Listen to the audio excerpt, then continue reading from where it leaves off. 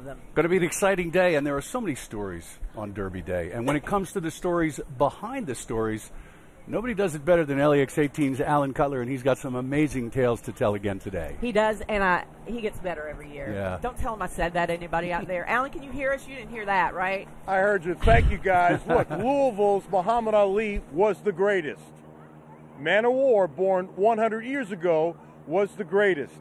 In 1918, Sam Riddle purchased Man of War for $5,000. 2 years later, he turned down $400,000. If you believe being great means you stand the test of time, that's Man of War. His bloodlines are still going strong today. During World War I, horse racing, baseball, and boxing was a part of a golden age in sports. Many assume that Man of War won the Derby, but his owner, Sam Riddle, didn't think a 3-year-old should run that far so early in the year. Man of War won 20 of 21 races.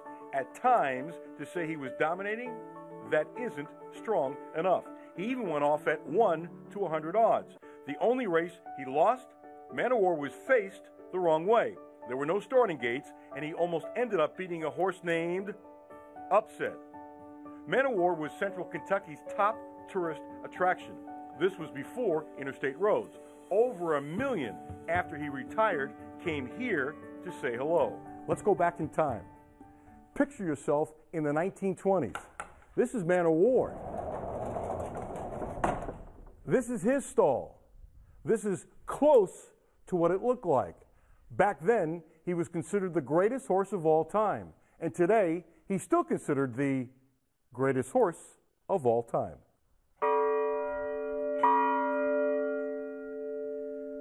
That bell used to belong to the Lexington Fire Department.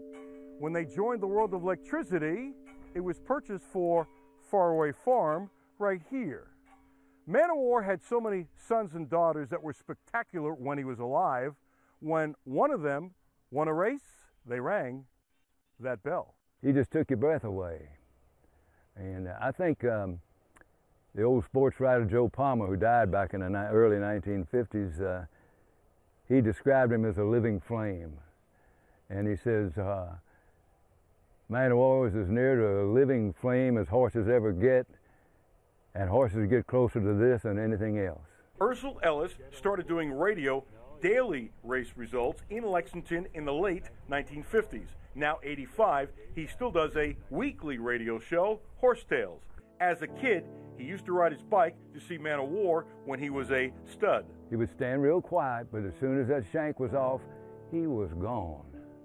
And the lash of power that he had, and the great clods of sod would fly up in the air, and he was, you looked at that and you thought, boy, there'd never been anything like this, never. Ursel's father, born in 1892, spent his life in the industry. Before he managed Dixiana Farm, his first job was at Nursery Stud. He not only was there on March 29, 1917, when Man of War was born, but later that day, when they turned Man of War out onto the field, Ursel's father put the first halter on Man of War. It's hard to talk about him and think of my father at the same time, you know. It's, you know, I was, the first time I believe the only time I ever saw my dad tear up was at Man of War's funeral. We are gathered here today to pay tribute to a great soldier. 1947, that was the first funeral Ursel went to.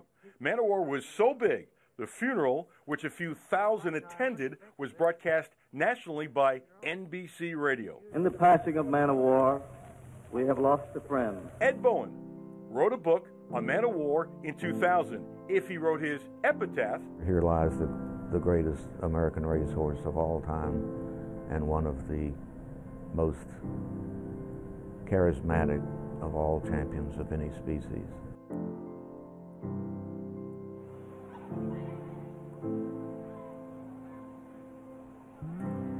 Man of War, the greatest. Kevin and Nancy, back to you.